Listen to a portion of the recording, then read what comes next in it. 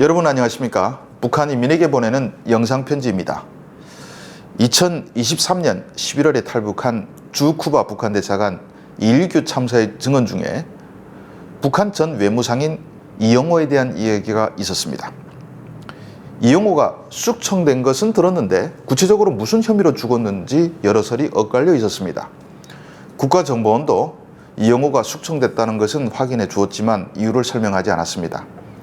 리 참사에 따르면 이영호는 2019년 12월 말에 열린 노동당 중앙위원회 제7기 제5차 전원회에서 숙청됐다고 했습니다. 숙청 이유는 주중 북한 대사관 서기로부터 뇌물을 받아먹은 비리 혐의라고 합니다.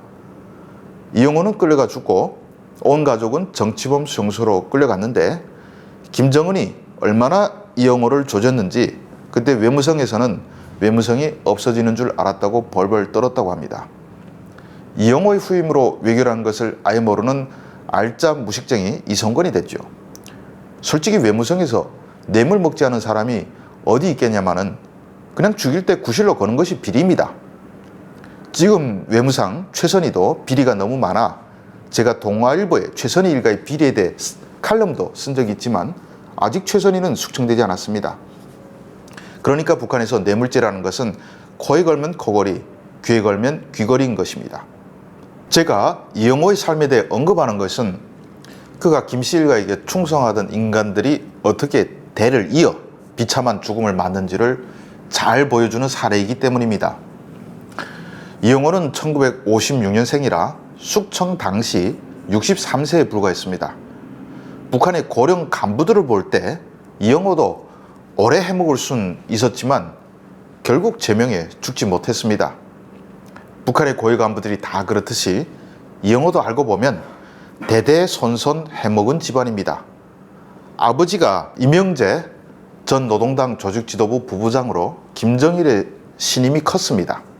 그 덕분에 아들까지 외무상이 됐지 집안이 볼 것 없어 보십시오.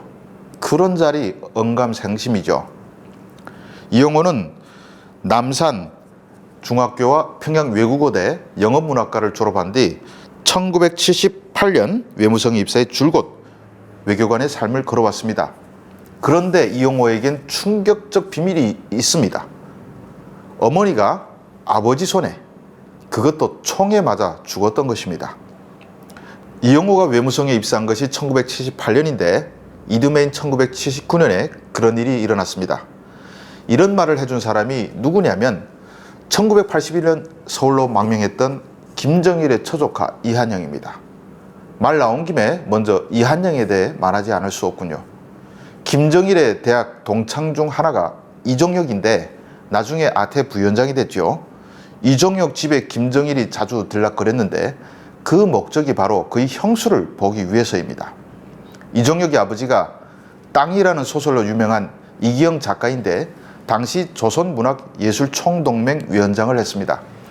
예술계 최고 간부니까 맏며느리도 제일 유명한 여자를 얻었는데 그게 바로 당시 북한 최고의 여배우였던 성예림이었습니다. 이종혁의 형수이기도 한 성예림은 그때 유부녀로 딸도 낳고 잘 살고 있었습니다.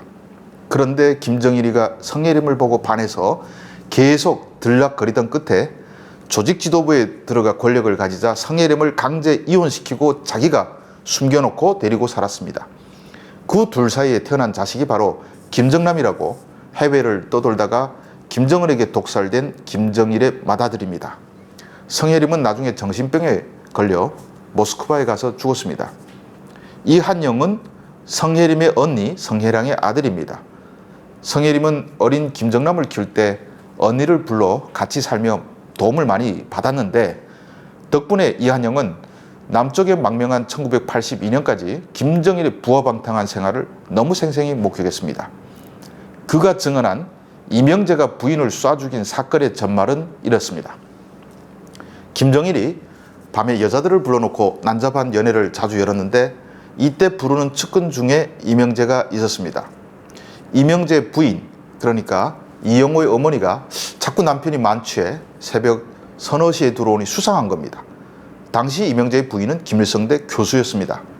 취한 남편을 보니 어떤 때는 머리가 깎여서 들어올 때도 있는데 술 취했을 때 가끔 주정하는 것을 들어보면 파티가 상당히 난잡하다는 것도 알게 됐습니다.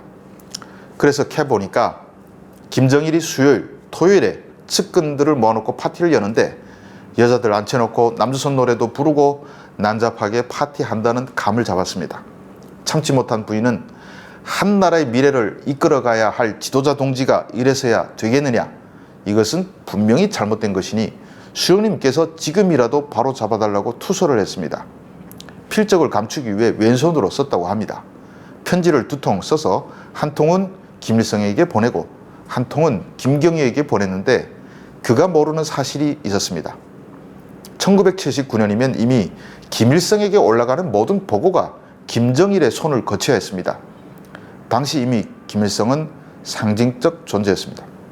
분의 편지는 정치 보위부에 걸렸는데 김정일과 관련된 비방이나 음해를 조사하는 기관이 정치보위부 2국이었습니다. 2국이 발칵 뒤집혔습니다. 발신인이 없으니 은밀하게 조사에 들어갔는데 수사 대상은 많지 않았습니다. 측근자 파티를 아는 사람이 썼을 것이기 때문이었는데 오진우 인민무력부장을 빼고 모든 참석자가 정치보위부 2국에 불려갔다고 합니다. 근 2달 동안 파티 참석자들이 시달렸고 가족들은 모두 고통을 받았고 그동안 파티는 중단됐습니다. 2달 만에 범인을 찾아냈습니다. 부인은 정치보위부 사격장에서 부부장들이 지켜보는 가운데 총살형에 처하기로 결정됐습니다. 형장에서 이명재 부부장은 저런 년은 내 마누라이기 전에 원수 같은 년이다. 저런 년은 내가 처단하겠다고 했답니다. 그는 보위부원에게 총을 달라고 해서 자기가 직접 아내를 총으로 쏜 뒤 김정일에게 권총을 주면서 저도 죽여주십시오 라고 했답니다. 그러자 김정일은 너는 한 번만 용서해 준다고 했답니다. 이후 이명재는 김정일이 붙여준 주황당 젊은 간호사와 결혼했다고 합니다. 이 이야기는 김정일의 사생활을 옆에서 지켜본 이한영의 증언이니 사실이 맞을 겁니다. 그가 한 다른 증언들도 틀린 것이 없었습니다. 저는 이 소리를 들었을 때 정말 야쿠자나 삼합회도 북한과 비교하면 저리 가라일 거란 생각이 들었습니다. 이한영이 이영호가 외무상이 될 줄 알고 40년 전에 이런 이야기를 한 건 아닐 겁니다. 아무튼 김정일 측근에서 살아남으려면 생사고략을 같이 한 조강지처를 쏴 죽이는 것쯤은 단번에 할 수 있는 냉혈 인간이 돼야 가능한 것이었습니다. 이영호 입장에선 자기 어머니가 그리 죽고 얼마나 한이 맺혔겠습니까? 하지만 그런 걸 다 참고 지금까지 머리 숙이고 출세해 온 것을 보면 이 인물도 보통 인물이 아니었을 겁니다. 그런데 결국 그런 이영호도 결국 숙청을 피할 수는 없었습니다. 어머니를 갖다 바치고 이제는 자기의 몸과 온 가족까지 김정은에게 잡혀 먹혔습니다. 그렇게 김정은 옆에 있으면 씨를 남기는 게 아닌 듯 합니다. 그게 자식을 위한 것이 아니라 죄를 짓는 길입니다. 김정은 집권 초기에 북한에는 총참모장을 지내 권세가 막강한 또 다른 이영호가 있었지만 그도 결국 처형됐습니다. 저는 북한 간부들도 두 이영호를 보면서 깨달았으면 좋겠습니다. 네가 죽어야 내가 산다는 것을 말입니다. 시청해 주셔서 감사합니다.